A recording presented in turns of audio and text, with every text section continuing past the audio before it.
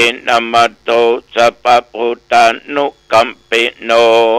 เวสพุทธานามัตโตนะหัตถกัสสะตปัสสิโน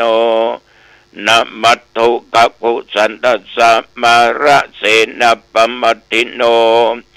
โกนากัมนัสสะนามัตโตพระมนัสสะปุสิมัตโตกัสสะปัสสะนามัตโตวิปมุตตัสสะสัพพทิอังคีระสัสสะนามัตโตสักยปุตตัสสะสิริมัตโตโยอิมังธัมมเทเสสิสัพพทุกขาปนุทนังเยจาปินิพุตตาโลเกยถาพุตังวิปัสสิสุงเตชะนาอภิสุนามะอันตาวิตัสสารธาหิตังเทวมนุสนังยังนมัสสันติโคตมังวิชาจรณะสัมปันนังมะอันตังวิตัสสารทัง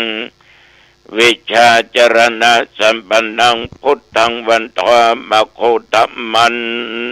ติยะตุหังภคินีอริยยะชาติยาชาโตนาภิชานามิสันจิจปนังชีวิตาโวโรเปตาเตนะสัจเจนะโสติเตโอตุโสติกัปปะสะโพชังโคสติสังคโตธรรมดังปิจโยตถาวิริยัมปิติปัสสติโพชังคาจตถาปะเรสัมมาทุเปขะโพชังคาสัตเตเตสัพพทัสสินามุนินาสัมปตะกัตถาภวิตาภวุลิกัตถาสังวัตันติอภิญญายานิพพานายาจะโพธิยาเอเตนะสัจจวัชเชนะโสติเตโหตุสัพพทา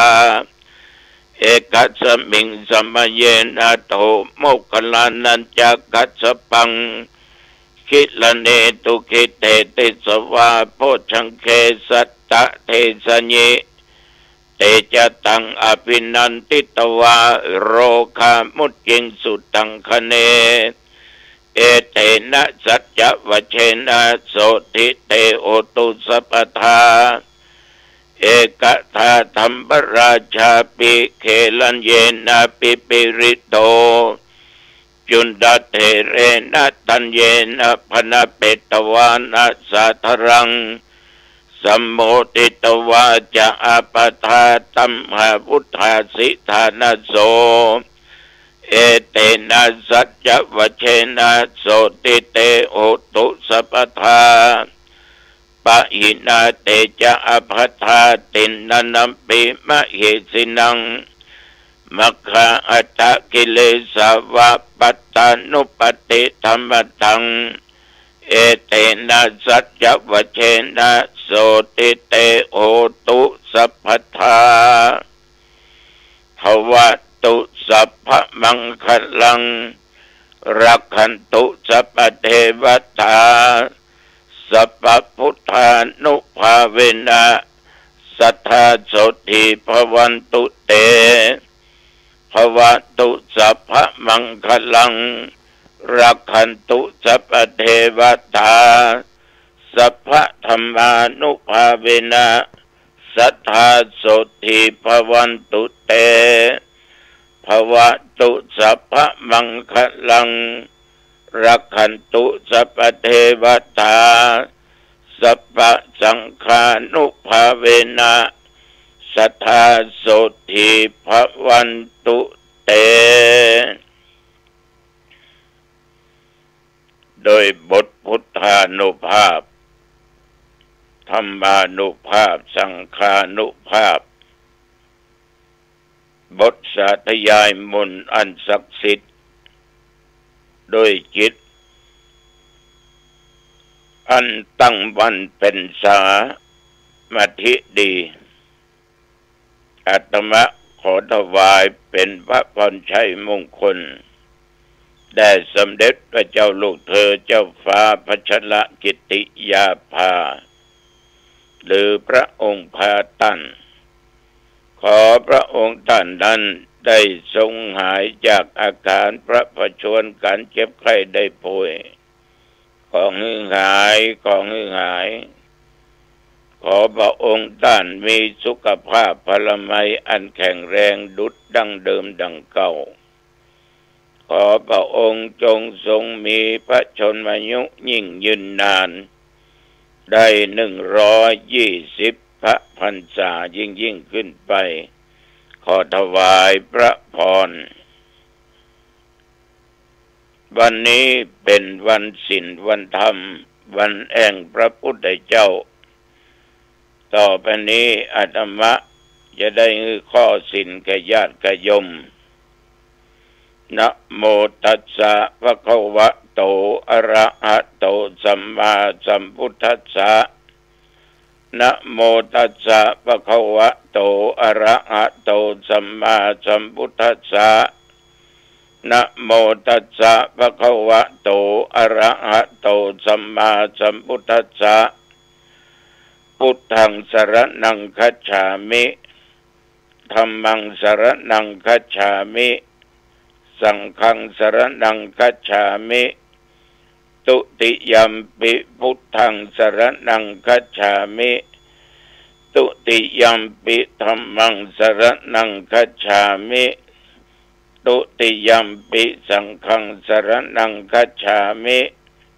ตติยัมปิพุทธังสรณังคัจฉามิตติยัมปิธัมมังสรณังคัจฉามิตติยัมปิสังฆังสรณังคัจฉามิปานาติปาตาเวระมณีสิกขาปัตตังสมาธิยามิศีลสิกขาบทนี้ละเว้นจากการฆ่าสัตว์ตัดชีวิตทุกชนิดอตินนาตานาเวระมณีสิกขาปัตตังสมาธิยามิศีลสิกขาบทนี้ละเว้นจากการลักได้ทรัพย์สมบัติสิ่งของคนอื่นกาเมสุมิจฉาจาราเวระมณีสิกขาปัตตังสมาธิยามิศีลสิกขาบทนี้ขอละเว้นจากการประพฤติผิดในกามในผัวในเมียคนอื่นมุสาวาตาเวระมณีสิกขาปัตตังสมาธิยามิศีลสิกขาบทนี้ขอละเว้นจากการกล่าวคำเท็จคำหยาบคำเพ้อเจ้อคำติเสียนนินทาคำส่อเสียดยุยงยุแย่สุราเมระยะมัจจะปมาทัฏฐานาเวระมณีสิกขาปัตตังสมาธิยามิศีลสิกขาบทนี้ละเว้นการดื่มของมึนเมามีสุราเมลัยฝิ่นกัญชาเฮโรอีนยาบ้ายามาทุกชนิดสีเลนะสุขติงยันติสีเลนะโภคสัมปทาสีเลนะนิพุติงยันติตัสมาสีลังวิโสทะเย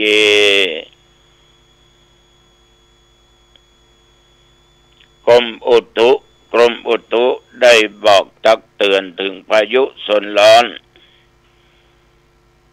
บอกว่าภาคไหนภาคใดในประเทศไทยระมัดระวังนับตั้งแต่ตะวันมาจนถึงปัจจุบันประเดี๋ยวนี้จะว่ากลางวันอากาศร้อนอบอ้าวอุณหภูมิ39 องศาแต่ปัจจุบันนี้18 องศาตั้งตะวันเป็นต้นมาจนถึงประเดี๋ยวญาติโยมฝนตกหลายอำเภอหลายหมู่บ้านหลายที่สำหรับวัดหนองตองบอกว่าไก่ใกล้ทุกสารทิศแต่ว่านี่เป็นฝนเป็นลมเนอะหนองตองฝนตกลงมาในตอนบ่าย4 โมงลมก็มาถอย ก็เลยโทรถามศาลาที่อยู่นอกอาตวาตมาอยู่ในวัดศาลาก็บอกว่าอันเต็นผ่ามจังซอปึ้งไว้เนอแสลมหมดนั้นโนเต็นหมดนั้นเป็นใหญ่ปลอดภัยไม่เป็นไรเป็นยังปึ้งได้ก็แปลงได้ลมจะพัดจะตีมันหนีไปตกที่ไหนก็จ้างมันเอาก็ตัวแบบแป้งเอ็มไม่มันเป็นเรื่องธรรมดานอกนั้นปกติก็แสดงว่าลมก็ป้องแห้งสักต่อใดเพราะฝนตกก็พอนักหนาฟ้าป้านก็เรียกว่าหมอกแผ่นดินจุ่มเนี่ยนะขนาดฝนตกขนาดนั้นอากาศยังอบเอายังฮ้อนตำเนื้อตำตัวยังเป็นเหงื่อเป็นไข้อยู่ตัววานี้ญาติโยมท่านผู้ฟังทั้งหลายก็ไม่ได้ออกวัดไปไหนว่าเมื่อเจ้าว่าเมื่อตอนเมื่อแลงเมื่อค่ำเมื่อคืนก็อยู่กับวัดอยู่กับวาเพราะทุกเจ้าพระเนรไปช่วยงานปล่อยหลวงวัดแม่ขปูบ่อแก้วอำเภอเสมิงจังหวัดเชียงใหม่พูดถึงว่าปล่อยหลวงวัดแม่ขปูเนาะวันนี้อาตมาภาพก็จะขึ้นไปหลังจากเสร็จวันศีลวันพระที่บนวิหารแล้วก็จะขึ้นไปกับญาติกับโยมสถาบันของตองไปกันตั้งแต่วันที่3วันที่4และวันนี้วันที่5ก็ทยอยกันขึ้นไปเอากระแปงขวดตาลอยู่ทั้งหลังแหละ หัวกินขวดตาลนี่สำคัญยิ่งบึ้นขึ้นไปก็ให้เขาประกาศว่าสถาบันหนองตองไปอยู่ที่ไหนเฮ้ยมาพร้อมกับตาที่นี่เนอะขวดตาลจะเข้าละโคศกเปิ่นประกาศออกเสียงเนาะญาติโยมท่านผู้ฟังทั้งหลายปล่อยหลวงก็นักปล่อยน้อยก็มีพ่องคณะสงฆ์ที่บวชกันนักก็ดูเหมือนอำเภอสารปีบวชอ่อนเป็น130รวมกันชุดเดียวที่เดียวแต่ห่างดงนี่หลายชุดหลายที่วันที่6ก็จะบวชกันที่วัดร้องแยงอีกหลาย10 ตนด้วยกันเดี๋ยวนี้ธรรมภาพก็ได้เน้นมาโตนละได้เน้นมาโตนบวชที่วัดสีล้อมนับไปนับมาก็เป็นละอ่อนหนองตองเนี่ยอยู่วัดพระเจ้าเลื่อมนะแต่เปิ้นไปบวชพุ้นพ่อแม่ไปโกรธเสียงสตางค์ถ้าบวชคนเดียวแต่จริงทุกเจ้าประกาศว่าถ้าละอ่อนอายุ11 12อยู่ป.5 ป.6ก็ดีใครบวชก็มาเลยแต่ต้องลาออกจากโรงเรียนต้นสังกัดจะบวชแบบง่ายๆมีตุลุงเป็นอุปชายมีพระมีอย่างเงี้ยต้องไปเลี้ยงไม่ต้องไปอย่างกันก็กินกันตามธรรมดาเนี่ยน้ำก็น้ำเย็นธรรมดาของกินก็ธรรมดาเนี่ยนะ4-5 คนก็เป็นเน้นได้แล้วพ่อแม่ถ้าเข้ามาพร้อมก็มาพร้อมพ่อติดขัดแม่ติดขัดพ่อแม่ก็ได้คนนึงมาก็ได้ฉะนั้นปีนี้ก็จะได้มาหั่นตนละป้าออกไม่ออกญาติโยมคนเราทั้งหลายนี่สำคัญอยู่ที่จิตอยู่ที่ใจเนอะถ้าใจมัวหมองเศร้าหมองใจอย่างนั้นมันถึงเป็นทุกข์อยู่ในเงากกงกพอเวียวตาก็หม่นหมองใบหน้าก็เศร้าซ้อยนั่งเป็นกำกึดนอนงมนั่งงมหน้างมตาอย่างนักแกเนอะจะไปอย่างอั้นกับญาติโยมจะไปอย่างอั้นทำจิตใจเบิกบานร่าเริงมันจะแปลงก็แปลงเจ้ามันอย่างจะตามบ่มีก็มันบ่มีตัวลูกก็ซอกไว้หาทำกาใครได้มันบ่ได้ก็ก้อยพยายามเอามาดึงได้ถ้าตั้งใจมีความเพียรพยายามมาดึงได้ฉะนั้นอยู่ที่ไหนจะไปให้ใจเศร้าใจมัวหมอง อยู่ในหงอยแปลงหน้าตาหงอยเหงามันบ่มีความสุขสู้มันเนิบต้องทำจิตใจเลื่อมใสเมื่อจิตใจเอาเลื่อมใสในทางบุญในทางกุศลแล้วญาติโยมเอากระทำสิ่งที่ดีๆที่มันเกิดขึ้นทางกายทางวาจาทางด้านจิตใจของเราทำดีไว้นี่ก็ปีใหม่แล้วลูกนอกขึ้นไปขึ้นมาก็ขึ้นหาพ่อหาแม่ปู่ย่าตายายบรรพบุรุษสรรพสัตว์อันเป็นที่รักที่อยู่ร่วมโลกร่วมชีวิตเอามาก็ทำทักษิณาทานเขาเหียโดยจิตใจอันสดใสของเขาทำไปเถอะทำไปเถอะตามอัธยาศัยตามอัตภาพเกณฑ์วานี้ก็มียมมากระทำบุญไปหาหมาไปหาบรรพบุรุษแม่อุ้ยตายก็ทำบุญไปหาหมาตายชื่อว่าทินทองก็ตานไปหาหมาชื่อว่าทินทองเนี่ยญาติโยมทำไปเถอะตัวเจ้ามันใจว่าขนาดหมาเป็นลูกกินลงมาขนาดมันใจคือการทำบุญเนี่ยทำแล้วมาสบายจิตสบายใจไปไหว้พระสวดมนต์วัดไหนวัดใดก็ได้บุญกุศลก็ย่อมเกิดขึ้นจิตใจเขาก็ย่อมจะสดใสเมื่อจิตใจมันเปล่งแล้วมันมีอย่างเดียวในจิตใจเขาก็มีความสุขศรัทธาสาธุชนท่านผู้ฟังการกระทำและการการคิดก็ดีทุกอย่างนั้นดังคำโบราณเพิ่นว่าใจมันเป็นนายกายมันเป็นเบากิจการที่ทำก็ดีคำที่ทุกอย่างมันก็ขึ้นอยู่กับใจทั้งนั้นเขาจะดีก็อยู่ที่ใจจะหายก็อยู่ที่ใจการทานแก่คนที่ควรก็ดีหากจิตใจเขาเลื่อมใสศรัทธาตนนั่นตนนี้คนนั้นคนนี้อย่างแท้จริงแล้วเขาก็ทานได้บริจาคได้เพื่อเกิดเป็นบุญเป็นกุศลต่อตัวเขาแต่การทานนั้นจะไปมีคำว่าน้อย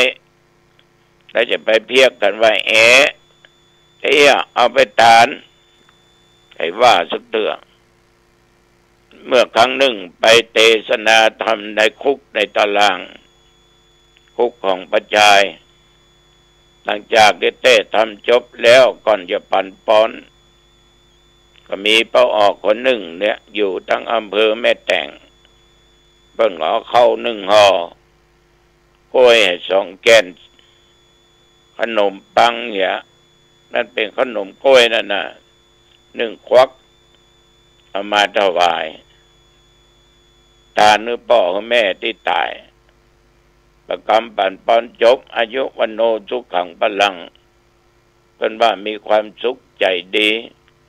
ก็ขึ้นแล้วฝันหันให้พ่อฝันหันให้แม่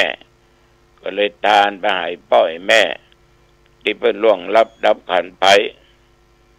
แล้วแกก็ถามว่ามันจะได้บุญนักก่อตุลุงบุญที่เขาทำจะถึงก็ยอมตั้งใจตั้งแต่เมื่อเบามันก็ถึงกะถ้าเขาบัดไปเกิดเตื้อเขามารับรู้อนุโมทนามันก็ถึงแล้วบุญที่ผมสร้างจะหายไปไหนบิ๊กมหาโยมนั่นเนาะ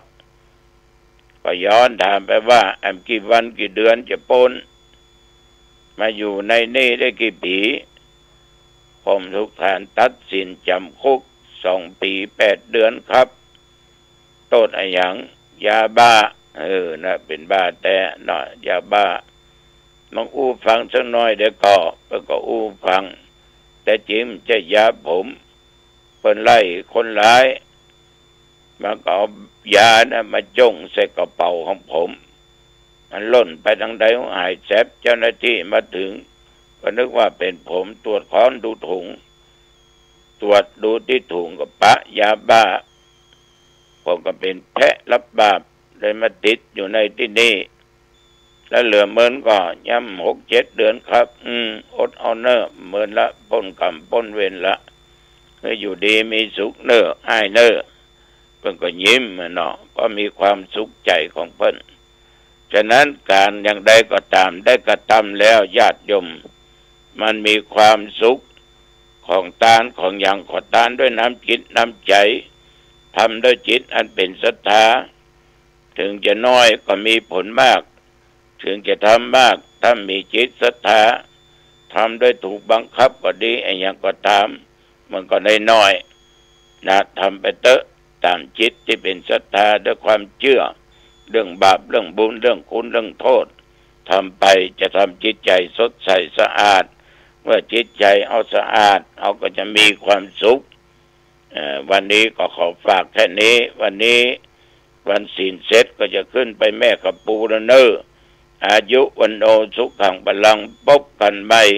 โอกาสหน้าเจริญพรโอตัสสะภะคะวะโตอะระหะ